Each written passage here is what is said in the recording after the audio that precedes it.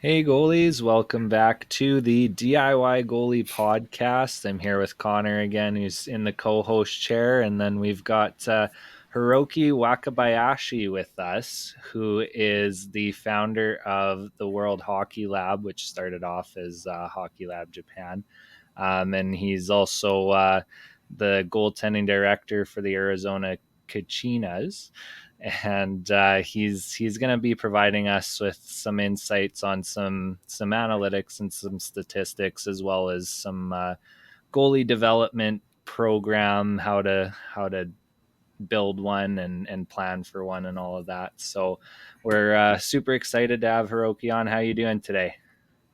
Very good. That's Thank you good. for inviting me. Yeah, thanks for coming on. So we'll dive right into it. We'll kind of start off with a little bit of an intro to you and kind of your background and how the whole Hockey Lab Japan thing got started and how you got involved with hockey and with goaltending. Yeah, so I am originally from Osaka, Japan, and I play hockey till college days in Japan. And actually, during the college, I got a chance to become a translator, interpreter for Francois Harel. It's a Okay. legendary goaltending coach. Yeah. He came to Japan for the Nagano project because back then we were preparing for Nagano Olympics, and my father was working for Japan Hockey Federation, and he recommended me to become his interpreter because I could speak a little bit of English and I play hockey. So Yeah. that's how I started my uh, coaching thing. And back, I am not a goalie, so I was kind of weird to do that kind of job. But it's a classic Japanese, old school Japanese family. It's my father's order. I cannot say no. So I'm like, well, I gotta do it. And he's like, Yeah. wow, you're gonna learn from world's best coach, so you can learn something. I'm like, okay, whatever. Then that's how I started, and ended up liking him so much because I found out he's a genius coach and he's really, really fun guy off the ice. So going over a lot of this a little bit, then become a really good friend. So that's how I get into the coaching world. Then I started coaching in Japan a little bit, and soon I moved to Peterborough, Ontario, for coaching minor Petes back then, and that was for a goalie coaching job. Then after that, I moved to Minnesota and did college coaching 1 year at the St. Mary's University. Then go back to Japan and coach there for a few years, including some professional goalies and professional team. Then after that, hockey is going down quite a bit in Japan, so I didn't see really future in hockey in Japan. So I decided to move back to North America, and I got a job in San Jose Junior Sharks. Then, oh no, before that I was in Canada, up in Quebec, and I was coaching kind of a hockey academy type of thing. That was a really like a beginning of hockey academy era. And Yeah. I was up in the mountain, living with like 50 hockey kids in a dorm kind of thing. It was crazy, by the way. Yeah. Yeah. Then Gotcha. I finally got a job in the U.S. and moved to San Jose, moved to Phoenix, and did a couple of coaching years. And after that, my work visa expired, so I had to move out, and I went to Istanbul, Turkey, for another coaching gig. And after that, I went to Hong Kong for 2 years, national team coaching, etc. And 2015, finally got a green card to work in the US again. Then I moved back to Arizona and still here in Arizona. So long story Yeah. very short. That's what I did so far. Yeah. All over the place. No, Oh that's yeah, oh awesome. yeah. Yeah. S- So, No, go oh, go ahead there, Nathan. well, I was just gonna say because there's a lot there, so we might actually have to dive into some of your travels. Maybe we'll have you on a second episode. But I'm Yeah. just curious, just building off of that. Then, how was it like being somebody who didn't really know a lot about goaltending, and being able to learn that from somebody like Francois Allaire, and just like what was he able to teach you and show you that somebody who isn't as familiar with goaltending is now in a point in his career that is coaching goalies. So Well, for that point, I really believe I was so lucky I wasn't the goalie because everything he said was very, very logical. I still remember the first day, he called me at the breakfast and uh, he got a notebook and show what he has to say. And you're the translator, so you have to understand what I'm saying. And everything he told me was very, very logical. And for the background study, I watched a goaltending like a VHS goaltending video before I met him because I didn't not I know nothing about goalies, right? So my yeah, father sent me a couple of video like you should study this. This is how to play goal, whatever. I'm like whatever. I watch stand up style, right? All stand up style, and then Francois Varela come in and talking about his theories, and it was so completely different from what I learned from the video. Like, okay, you go down. I'm like, why? And the basic yeah, stance, feet apart, hands out. It's everything's so different, but everything makes so much sense because it's super logical. And he was so much ahead of his time anyway. So to me, it was not like this is not what how I played. So I had no mental barrier to understand his theory. So I'm like, wow, this makes sense. This guy must be really smart. Then back on the ice, we invited like many hacky goaltending experts, on the ice. They could not believe what they see. Like for them, like everything was so opposite. So they questioned everything, and it was so tough for them to accept it, even if it's one of the top, goalie coaches in NHL. But back then, still NHL was half stand-up era, so he was so much ahead of his time. So to me, yeah. like I say, my answer is I was so lucky because everything is very logical, and I like to think logical too. So everything is very, very coming to me logically well. And after he went back to Canada, I started trying his theory for my friends who was playing in my college. I'm like, hey, this is what I learned. Why don't you try this? And he's like, okay, whatever, try. And he get better. So I'm like, wow, this makes sense. So Yeah, that's how I that's how I started. nice. So transitioning into that, then thinking logically, um, with World Hockey Lab, use a lot of statistics, analytics, and that statistics analytics that seem to be used as an approach to how we can improve goalie development. From the data, what can we learn from it, from the game that translates in how we developed into our goaltend and how we develop our goalies, as well as what sort of data that have you found useful in your approach to coaching goalies? So talking about the statistic, we go back to the story about the Francois Herel again because he is one of the first guy to introduce how to see the game statistically, like his butterfly style, so they call. Started out with counting all the shots on net and figure out like 65% is coming down low.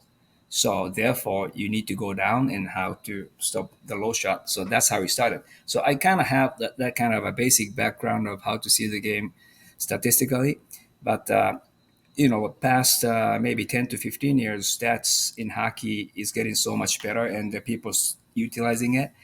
And I study too, but there's nothing that I can understand. I'm not a stats guy, to be honest. I don't understand that much math, so it's getting almost like too complicated. So I start studying by myself to see how I want to see the game.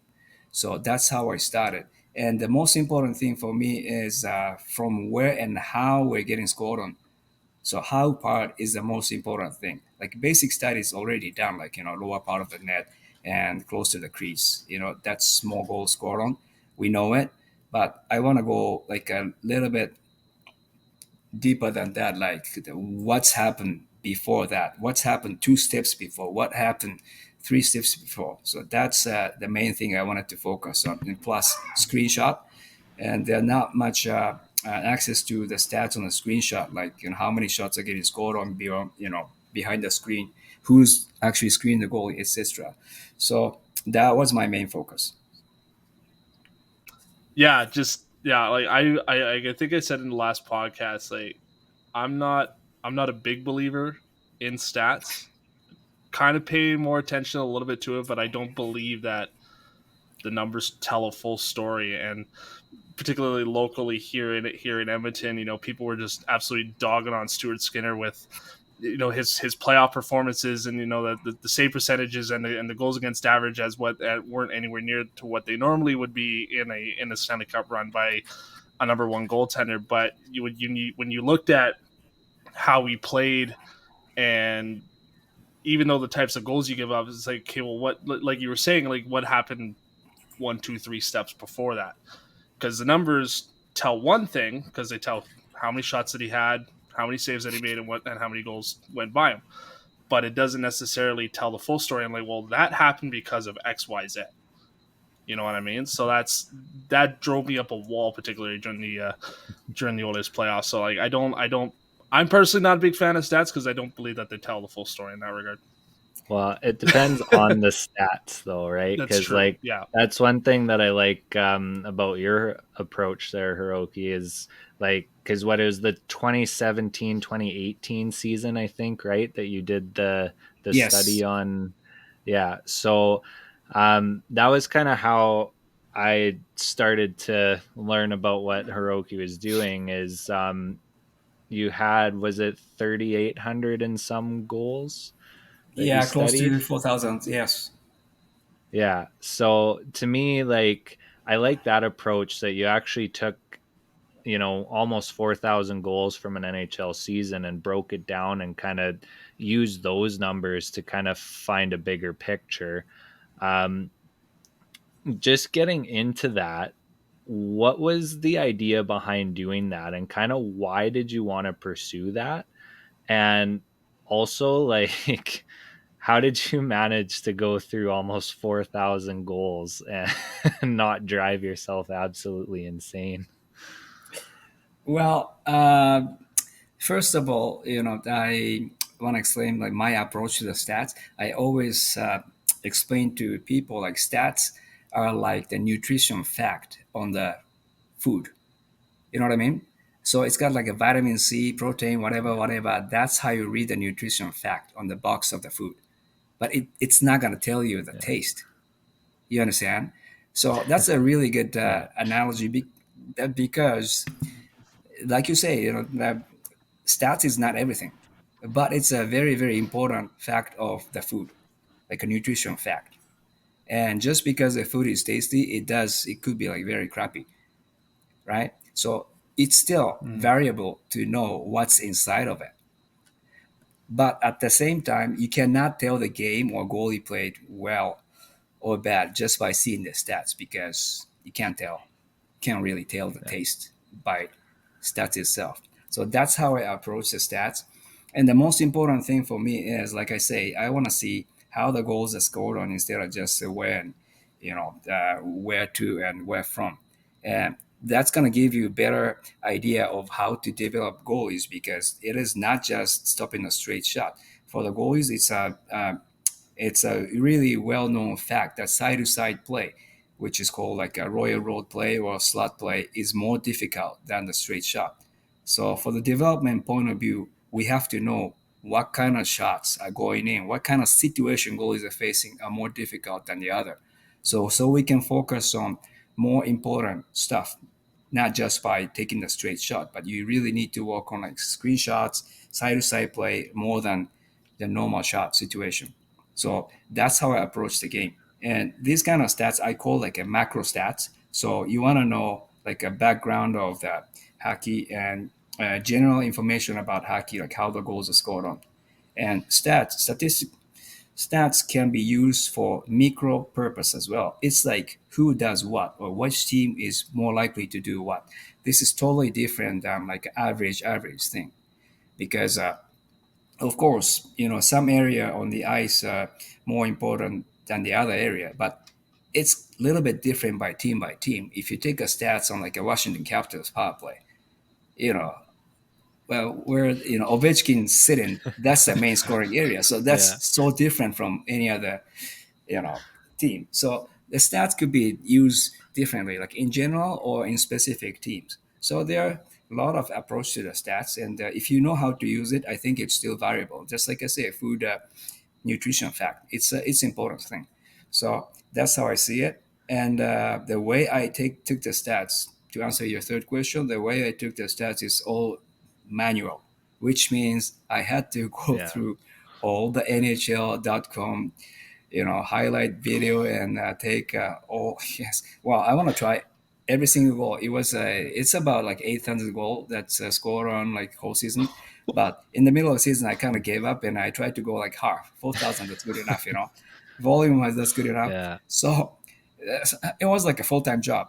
And back then my coaching was a little bit I had a little free time because my coaching job was a little slow, so I had some kind of free time. So I just did it like 8 hours a day. It was crazy. So I actually injured my wrist because I clicked so much, clicked mouse so many times, and Yeah. I actually broke two mouses, two mice or whatever, because I clicked so Wow. much. So that was physically demanding. So every time someone asked me, like, "Are you gonna do it again?" Like, no, no, no. I have to find the money to hire someone. Yeah. I'm not gonna do it manually, And nowadays, there's You, Yeah. you technologies. Yeah, yeah, yeah, yeah, you you are a better man than I would for doing that. My God. Wow. yeah. Yeah. That's crazy. Yeah. Yeah. S- I would say so. Yeah, but So if I you wanna be above, yeah, if you wanna be above average, you gotta be a little bit crazy. So yeah, that's Yeah, that's my for that's sure. thinking. No, kudos to you. Yeah. yeah. So I guess while do, ex, extenuating yourself beyond a normal parameter, um, was there any surprises that you found from that data study, or was there anything that jumped off the page to you when it came to that? When it came to you doing that? Well, I think the most interesting stats I found out was a screenshot.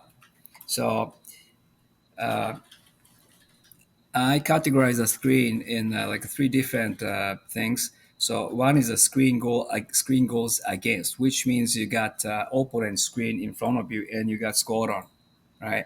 And now screen goals for, which means your defenseman stand in front of you and block your vision. It's the same for goal. You can't see the puck, you can't make the save, right? So that's two category. And after that, I got Yeah. the double screen, which means like opponent and your defenseman. So screen goals for with their forward screening you, it's only like 5% of the goals scored on. It's interesting. And screen goals Yeah. against, which means your defenseman or your defensive player, it's 10%, twice as much. Yeah. And the double screen, your opponent and uh, your defenseman, that is 15%. Interesting. So Yeah. you got Yeah. screened by your own defensive player way more than the opponent. But it makes sense because they try to block the shot, right? So this Yeah. Yeah. stats is actually interesting because actually a couple of NHL goalie coaches called me and talk about these stats. They wanted to figure out how to avoid it. So that's the most interesting stats. Yeah. And another thing is scoring hole, like glove high, blocker high, whatever, right? What do you think? So what I figure out is that most scored hole in NHL, the world best goalie, is glove high, and the Yeah. second best place to shoot to get scored on, second worst place to get scored on is a five hole. So you Yeah. see, like hundreds of thousands of goalie coaches, parents, head coaches, complaining about how bad my goalie's five holes are and gloves are. Like my kids can't stop the five hole, whatever. NHL is the same thing. Very, very interesting. Glove and five hole. So I would say that's a general goaltender's weakness. Yeah. Okay.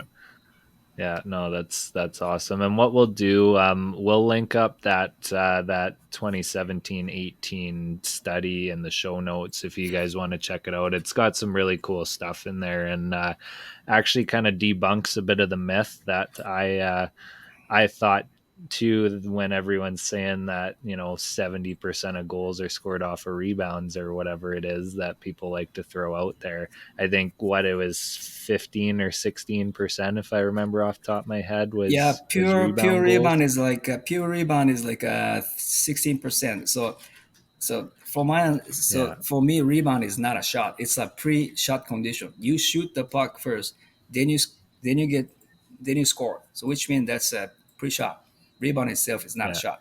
So when you see it that yeah, way, rebound is actually scored on just 16%, and it's 16 to 18%, and including the rebound right off someone right in front of you. I include that too. Okay, yeah, still it's only 80%, yeah, 18%. But some people would saying like, well, maybe the rebound get the goalies moving, then you get scored on. After that, the rebound, pass, and shoot, and that could be like that could be caused by rebound. So I step yeah, back, second step and third step, and all included, it's only 23%. huh, Rebound yeah. related That's goal is 25%. So that's the fact. yeah. Okay. Yeah, Interesting. I find that interesting because yeah, I think it's a like I, I don't know, the entire time of my goalie career when I was playing, it was always, rebounds cause chaos and they're like the majority of the goals and shoot for rebounds and stuff. So it's actually interesting to see like a proven stat on that. Um yeah, so we'll get that all up in the show notes so you guys can dive into that a little bit more. We'll switch gears a little bit and we'll kind of go more into the goalie development side of things because Hiroki recently spoke at the USA Hockey Symposium and kind of outlined some of the goalie development work that he's been doing. So I just want to kind of like go back to again your approach with the more logical side of things. What was it that the findings that you maybe had from your 2017-18 goal study, did any of that kind of seep into your approach to the goalie development side of things and what you kind of presented at the symposium? It is not directly related, but it definitely helped me to structure my goaltending development patterns. Like, I have weekly, uh, I have 4 weeks model. Like, every week you do, every 4 week you do this, and this, and after that, going back to week one, those kind of approach. And in order to develop those kind of goaltending program, and yes, I utilize those kind of information to uh, start to, how do I say, to train more like game, and instead Yeah, of not instead of unrealistic situation only. I want to be as real as possible, and I think this can help. That I just talk with USA Hockey AD manager as well, but this can help forward as well. An interesting finding in stats again is only 7% of the goals are scored by like one on all, coming from the red line, and deke or shot and score. And we do that every day. What do yeah, you do for the team warm up? It's pretty much like all one on all, yeah, horseshoe, catch the pass. yeah, We've been for doing sure. that 100 years, and it's gonna only create like 7% of the goals scored on. So it's interesting. Are we actually doing like a Yeah, real thing, or we're just feeling good about ourselves shooting the puck? So it's the same thing for goalies. The goalie has to be very realistic. You need to be able to play the lateral movement, those kind of thing. Is very important in my program. So more of like giving my program validity to present yeah. to goalies or goal experience. So that's how I use my statistical approach. Yeah, so just kind of in the Cliff's notes that I saw in your article there about what you talked about at the symposium. Um, you'd talk to goalie coaches and like directors of goalie development from Sweden and Finland, and you talk to some staff members on a couple NHL teams. Um, did you find that like what you saw from overseas in Finland and Sweden, was that kind of almost a bit of a standard? Because it seems like when we talk about the goaltending world, we usually put like those two countries specifically, and also like Russia and a couple of the other overseas countries, is a little bit ahead of what we do in North America when it comes to goalies. So was that kind of something that you found when you were talking to the staff members in these teams? Uh, I think so. I would say yes because, of course, we have so many great goalie coaches in North America. I, I cannot deny Yeah. that there's so many great guys developing the goalies. But as a country, I think they are a little bit ahead because their approach to develop goalie coaches are really really efficient, and Yeah, they how to regulate the goalie coaching system there and develop the goalie system there just ahead of us for sure. And just give you the example, like probability of becoming an NHL goalie from one country. It's if give you the example, if you're born and raised in like Sweden or Finland, you have 3 to 4 times more chance to become NHL goalies. Just compare the hockey population and the yeah, numbers at NHL. Of course, it's not everything. Again, it's just a simple stats, but yeah, they have like 10 goalies in NHL, and let's say Finland only have like 50,000 people playing hockey, and they got like 10 goalies. That's a lot. That is a lot yeah, of percentage. So I would say, yeah, probability is 3 4 times more, which means they do something. They do something better for sure and more efficient, and they have their goalie coaching certification system. They started off like 15, 20 years ago. So they have certified yeah, goalie coaches, and it's a mandatory rule that if you call yourself a hockey team, you must have a goalie coach. So it's not a magic. And I study a lot of their theory too. It's not like what they're coaching is much better than what we coach here, but it's about the consistency. They got the goalie coach from a U8U going all the way up to 16 or 18, and now pro. Same. Every team has a goalie coach, and every team has a goalie, development time. Versus yeah, even in like really good hockey places like Minnesota, they're struggling to find like once a week goalie ice by club. So yeah. that's different, more Yeah, consistent.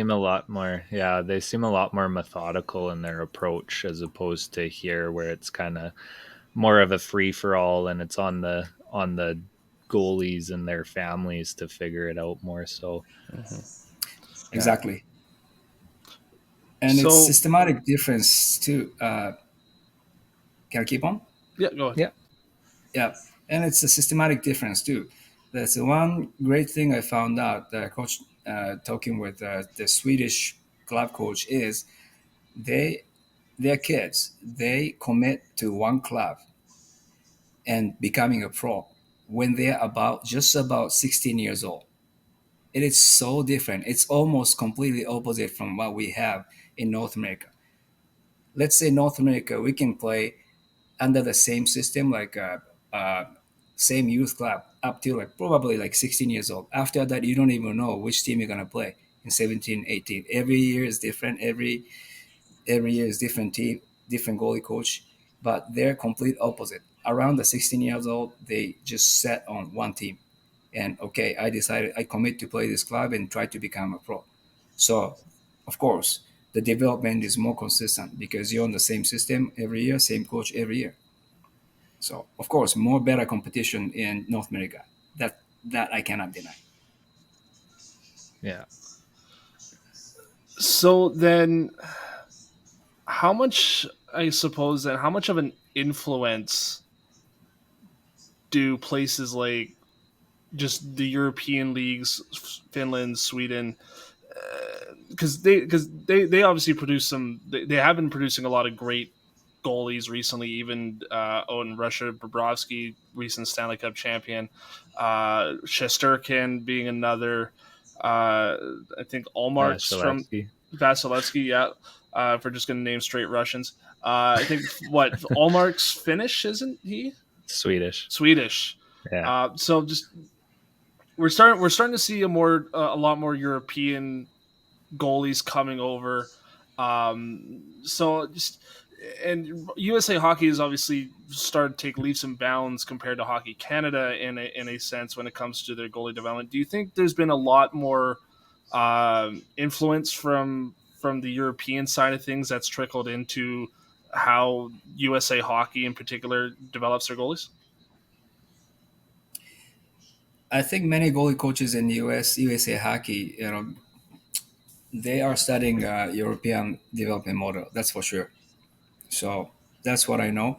But of course, you cannot do everything that they're doing there, and in the United Yeah. States because it's impossible and Yeah. too many clouds, and and Yeah. Too for the big. smaller too big. So Yeah. smaller countries like Sweden and Finland, they're actually saying like it is easier for them to adapt, you know, not one but adapt several system whole country. And US and Canada, there's just too many people playing hockey. So very, very difficult to set one system here and set a rule like, okay, this is what we're gonna do. It's not gonna happen. But I'm but for sure they started goaltending coach certification in USA and of course in Canada too. So there are more goalie coaches available and there are more goalie coaches hired by the club. So and hopefully there are more better goaltending development structure within the club as well. So, but it's getting better for sure. More emphasis on goaltending.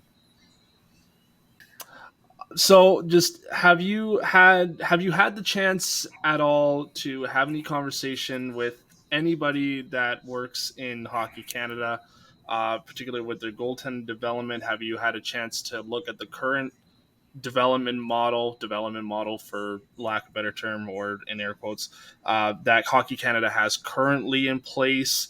Is there anything that you like about it? Is there anything you don't like about it? Is there anywhere that you think that there's room that where do you see room for improvement on that? Or does it need to be a complete tear down and rebuild?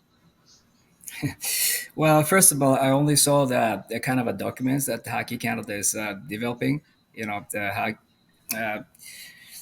so I didn't really talk. I haven't really talked with anyone in Hockey Canada to see,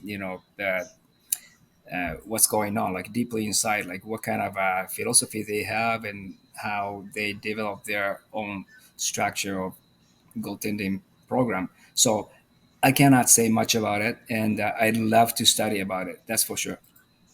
So Yeah, I know like it seems like, and I don't know like how much Hockey Canada is doing. I think they tend to keep things a little more hush hush than like USA Hockey, for example. But I do think we're starting to see a bit of that shift because, you look at in the NHL anyways, you got, Thatcher Demko, Jake Ottinger, you got even guys like, Nedeljkovic and a bunch of these USA hockey players, Hellebuck too.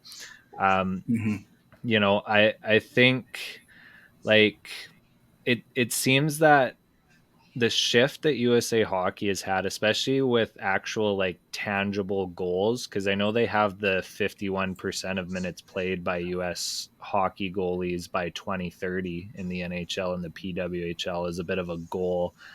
They want to make sure that their goalies are covering at least half of the professional league minutes played.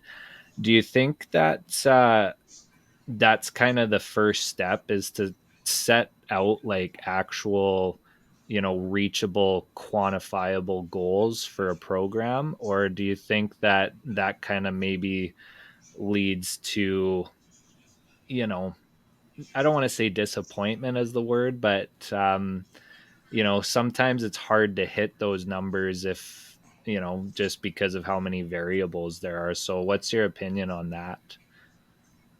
I think it's really good to have those kind of goals. That's for sure. Yeah. And the people in USA, not just about hockey or goaltending. When they set the goal and everyone is on the same page and try to achieve it, they will do it. When they're motivated to hit the goal, certain goals. They're a really strong country and they're really strong people to do that. And I think ADM itself started like that. And I was lucky enough to see some the birth of ADM when I was taking the course of the level 4 coaching certification. That was like 2009 or 2009, 2010, something like that. So, and they talk about how big it's gonna be and stuff like that, and people didn't really believe it at that time. ADM, many people are against it, but they pull it off. And now pretty much all the amateur hockey people are on ADM on the board, and they're developing players. So, and they have some success in international stage and NHL stage as well. So I'm expecting the same or similar things going to happen uh, for the goaltending program as well. And I don't really know if they're going to actually hit that number, but that's not the point to me because like I say, Yeah. USA, yeah, Yeah. Fair enough. United States people, they have when they have certain goal, they try to do it, and usually they achieve it. So that's their strength. So Hiroki, obviously, you've developed a successful program. You have it posted on the World Hockey website, in particular with what you do in the Kachinas organization down there in Arizona, which we'll have down in the show notes. So for you personally, and all of the with all the statistical knowledge and all of the knowledge that you have, and particularly when you presented at the USA Hockey Symposium, and they had to chat with all these fantastic goalie coaches, both here in North America and overseas. For you personally, what do you think are the necessary pillars for a hockey for good goalie development from the top down? Yeah, so I just talked about that in my presentation at the USA Hockey Goaltending Symposium. But I think the most important things for, especially for the youth hockey development, is a consistent goalie ice time and the structured training. So I know many clubs and teams started hiring a goalie coaches past 10 years, and even at the youth level. And reality is, they don't have enough ice time to train the goalies, and they can only squeeze out maybe like once a week kind of a goalie ice, And other than that, they show up in the practice and they just give them like, okay, first 5 minutes you warm up the goalies, and after that they stand there and tell Johnny what to do, like stop the puck, whatever, right? So I always talk to the people. It's almost like hiring the power skating coaches and try to fix kids crossover or forward stride while the 2-on-1 is going on. Can you do that? You Right. can't. Yeah. You Obviously need not. the specific ice time for goalies and specific budget, so the goalie coaches can give his their expertise to the goalies, almost like 1-on-1 or 2-on-1 fashion. So, and after that, the training content has to be really structured. So that's what I try to do too. Like just because your goalies get scored on a 5 hole like weekend, you don't work on the 5 hole the day after. It's not that. I would call that it's a patch up type of coaching. So okay, now he has a like a deking. Deking's the issue. He's got scored on deke twice last game, and then you work on the deking. That is just patching up the holes. So it's not a very structured training type. So instead of doing that, you need to have like a weekly schedule or yearly schedule. This week we do this. This week we do this, and build up on it. Like just building a block on the basics, and you can only go from there. So that's the most important thing. And second important thing is having a feeder system. If you want to have a triple A goalie, you need to develop double A goalie. If you want to have double A goalies, you need to develop single A goalie all the way down. Like it's age wise too. If you want to have great 16 years old goalie, you start developing from probably 12 years old. So you have to have a for all the goalies and make sure you have like two goalies each level. And some youth hockey program they don't have it. and goalie shortage is for real. Every time, every year you see that the tryouts is done. I got a couple phone call like, Hiroki, you know any goalies? We want to have a team, but I can't because we don't have goalies. No goalie, no team, and no AAA goalie, no AAA team. So we really have to structure how to. That's going to be the third most important thing. How to introduce the fun of the goaltending for younger kids and make sure we invite all the kids to play goalie, so we'll have goalies in the future, and it has to be in the program. That's going to be the part of the program. Otherwise, the goalie shortage will continue. If you don't have 10 years old goalie, 6 years later you're not going to have 16 years goalie. Hmm. It's No. all well, but sometimes people forget about that. Yeah. Yeah, it seems so simple, but it's so hard to do, I guess. It's easier said than done for sure. Yeah. Of Um course, of course. yeah. That's why the club needs a goaltending director, not just a goaltending coach, so they can Yeah. structure and foresee the future. Like I have like a big spreadsheet to list up like all every single female goalies around this area in Arizona. So I will see, what kind of talent we have and what birth year is missing, etc., etc. Because we're not in Canada, we're not in Minnesota. So if we're missing, Yeah. like let's say 2010 is very weak, it's gonna happen very soon to see like the emergency situation. Oh my God, we don't have triple A goalie in this age. So I don't want that. Hmm. Yeah. For sure. And yeah, we'll get just like your goal study there, we'll get that article linked up in the show notes so people can kind of get more of a deep dive as to what you're talking about and just the points that you're listed. Before we kind of start to wrap things up, though, I wanted to ask you. I don't know how much you're allowed to say or not, but I kind of wanted to get your take, I guess, on some of the other stuff that went on at the USA Hockey Symposium. Like what other kind of goalie related stuff was talked about, and who did you get a chance to listen to and mingle with? Oh yeah, there are so many great people there, and we got Mike Richter speaking. Who else? Ryan Miller was there, and they're talking about their experience and their view of goaltending development state of USA, and etc. etc. That's really cool. And one big thing, one big takeout from the symposium is only 4% of the uh, registered player is playing goal. Yeah. That is shocking. That's not enough. That is not Yeah. enough. It's got to be at least like 7 to 10%. Otherwise, you can't have team. So the Yeah. goalie shortage is real. So everyone has to really seriously thinking about how to develop goalies from very youth, not just thinking about like how to get the NHL goalies because it's Mhm. had to start from youth. So that's Yeah. the biggest theme we had, like how to have more kids playing in net. Yeah, and I think isn't that one of the goals of USA Hockey too, is to have 10% of their hockey players being goalies? It has to Or am be. I wrong with that? Yeah. Yeah, I didn't really hear it from someone, but personally, I think it has to be. Yeah. And if you're younger, you can play defense slash goalie or forward slash goalie, and Yeah. it's actually a better way. So, but Yeah. I would say like 12 years old and up, you have to have like 10% of the hockey population playing net. Yeah.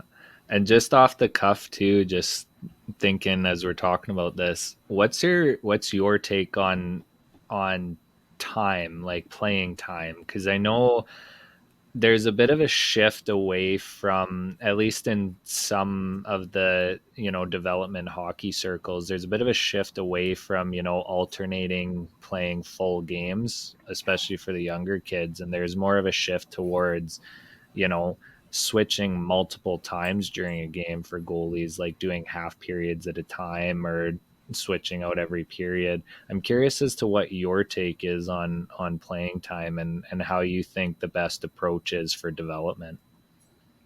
They have to play. They have to play multiple times in game. So that's a better way to do, because if you just go there as a goalie and just spend pretty much spend one night without seeing the ice is not healthy, especially when you're like 10 years old, 12 years old. So splitting every game has to happen, Yeah. I think, and that's what I try to encourage. Like my goalie coaches, of course, it takes some courage, because it's not usual. It wasn't really what we did before, but kids are, I think, kids are very, very more flexible than us. We're thinking like you're very cold in the, you didn't do any warm up and just jump into like middle of the second period from like a penalty killing. They must be so nervous, whatever. They don't care, to be honest. They don't care. They're more flexible Yeah. than us. So Mm-hmm. we should give them a lot of try. Like at least you show up in the game, you play. At least till maybe 12 years old. That's for sure. Split every game. And I know some teams are doing it. So it's not much about how kids adapt. It's way more about how adults can adapt in those kind of situations. So Yeah. yeah, because For without sure. seeing the ice, they're not going to improve. So it's Yeah. important to Yeah. play. Yeah. Yeah. And For sure. really, if you look back how we were at younger age, could we actually focus on full game? It was not really. No, Kids, I definitely kids, couldn't. Yeah. kids tension span is not one Well, game. That's for sure. Maybe 15 minutes at maximum. especially yeah, especially in today's day and age when Hmm. everything's short form content, and nobody seems to have the ability to focus for an extended period of time. Like I've seen it with some of the kids I coach, but I think just in general too, with how we're consuming content and how kids are developing these days, there's been lots of studies as to the diminishing ability to focus Oh and yeah. all of that stuff. Oh yeah. So Oh yeah. All right, Hiroki, we have one more question here for you, and then we'll let you get out of here. Um, Kind of a bit of a two-parter. Um, for you personally, what do you think is the number one tip for goalie coaches out there? What's the number one tip that you can give to goalie coaches out there in terms of what you think they should be working on with their goalies and the development both on a team level and on a association level, and then as well as for goalies, what do you think the number one tip is? That what do you think the number one tip should be for goalies out there when it comes to their own personal development? Okay, the first question. I think if you ask any goalie coaches or hockey coaches around the world, what's the most important thing for goalies, and pretty much 100% of the people would say like it's skating, and it's true from 100 years ago, Right. and it's still true. However, what's going on is goalies nowadays they only just do tape pushing and shuffle, which is good. That's a necessity. Tape push, shuffle, maybe C cut. That's a necessity for goalies to learn these kind of skills. However, if you pick out like your best centerman from your team and have them do the same drill, butterfly, T-push, get up, slide, they can all do it. Why? Because they're better skaters. So I think goalie has to be a little more aggressive and doing something beyond the T-push and stop. So that's a big reason I work with the skating guru Boris Doroshenko. He's a guy who developed Austin Matthews in Arizona. I've been working with him for a long time. So my goal is coming to his skating camp. They have to skate up and down the ice doing 360 and all the crazy movement with other skaters for first hour. And after that, I take goalies on one end and work with them so they can work on more goalie specific stuff. So that's the approach I would say like better for especially the modern goalies. Skate a lot, but something beyond just T pushing stopping. That's gonna have you more athletic, and if you skate better, you play better in net. That's for sure. And for the goalie's tip, you said that the second question was the tip for the Yeah. goalie, right? Yes. Uh, I teach goalies, especially this year, this last couple of years, to adjust, learn and adjust. So you don't even need to have like a videotape your practice. If you get scored on like couple times on your right side, that means shooter is seeing more seam on the right side because is shooting shooter is taking what you're given. So if your short side is open, he takes short side. Far side open, take far side. You have to study every single practice. And if you got scored on the same place two times or three times in a row, that is your fault. You need to learn and adjust on site because if the same thing happened in a game, like two shots from a blue line going to the same place, you're pulled. You're Hmm. pulled, and that's very, very fair thing for head coaches to do it because you can't adjust, which means those kind of adjustment has to happen during the practice. So that's what I say to the goalie, like learn the skill. That's the first step, but as soon as you get the basic skills, you need to be able to study and adjust your game on site without even using a video. So that's my Self tip to goalies. self evaluation Yeah. based. Yes, study. That's interesting. We're starting to see that a lot more and more. Like we talked about it a little bit on this podcast, particularly when we had Pete Fry on, and then even I listened to the In Goal Radio magazine podcast there, and those guys talk about essentially the same thing. Is that need to see from goalies a lot more nowadays. We talk about you know only goalie. The goalie is the best goalie coach in the world, right? They're because they know what their strengths and their weaknesses are, and then they're the only ones that can really reflect on their own game, both in game and in practice. And they're the only ones that can help make themselves better. So I think that's really interesting to me that self evaluation is starting to pop up more and more. Yes, and that's a part of the mental skill you need to have. Mm-hmm. Yeah, for sure, and that's why we're big on and I know a lot of our listeners are probably sick of hearing it, but we're big on the cognitive training portion of things and the situational awareness because Mm-hmm. I think a lot of that stuff is really what sets the elite level goalies apart is being able to, like you said, adapt, being able to read situations, being able to kind of think the game and adjust as necessary. Like if you look at any of the goalies in the NHL, they've adapted at every level they've played at, and you know, I know Connor loves to talk about Stu Skinner, but the adjustments that he made in the playoffs there, right? When you look at the stats between games 1 and 3 and all 4 series as opposed to games 4 to 7, that Mm-hmm. just shows the adjustments that are made and all of that. So You dog on me for it, but he's a fantastic example of that. That's the thing, yeah, right? So like I'm just you calling out your hometown bias a little bit. So, but no, thanks Hiroki for joining us today. We very much appreciate your insights. And like I said, guys, hop into the show notes for this one especially because there's a lot of good stuff that Hiroki has on his website and on his socials, and we'll link all of that up for you guys.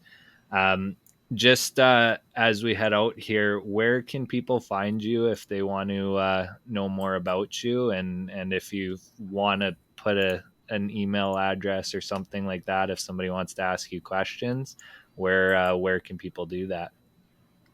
It's very simple. I have a website called World Hockey Lab, and by the same name, I have an Instagram account as well.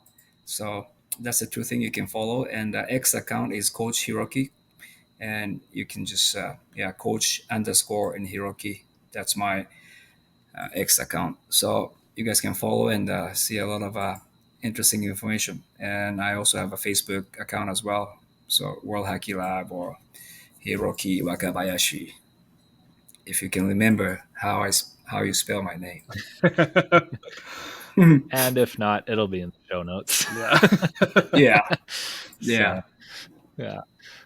Awesome, awesome. Well, thank you so much for taking the time and chatting with us today. And I'm sure we'll probably have to have you on for a round two in Oh, yeah, in a little definitely. bit. There's a lot to unpack in this one, so much Oh yeah, appreciated. yeah. My bohemian life in Thanks, hockey, Hiroki. right? Yeah. Thank you very much for Yeah, inviting us. for Inviting me. sure. It was